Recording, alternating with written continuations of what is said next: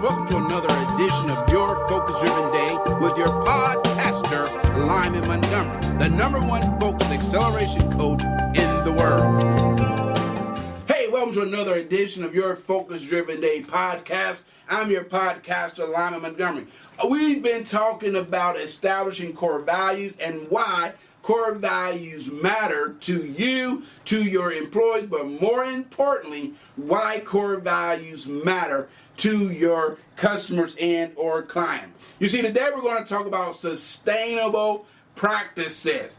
In other words, do you have practices within your organization, whether it be policies, procedures, whether it be best practices that are sustainable? What I mean by sustainable, they will last because they're consistent and people are able to follow that system, that standard, and it's not all over the place. You see, what causes a lot of turmoil and turnover in most organizations is inefficient system. In other words, there's no consistency. Policy is all over the place. You implement a policy in one place, you don't implement it in another place. People don't know when you're coming or going. No one's held accountable. As one friend said, it's almost like the inmates have taken over the asylum. There's no order. There's nothing. Listen,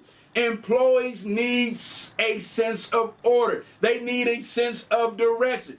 Customers need to know that when they spend money with you, that they are spending money with a company built upon integrity and that your practices are consistent and sustainable. For example, if you have a refund policy, make sure that you're not haggling, you're not playing game. If the policy says, listen, if you're not happy with our product and or service, within 3 days, we will give you back your money, no questions asked. And it takes them 30 days to get a refund, you are considered a liar and they're not going to do business with you. So make sure that your practices are sustainable. In other words, make sure that they are lasting so that your customers is willing to spend money with you because you honor what you say. Hey, I'm out of time, never out of things to say.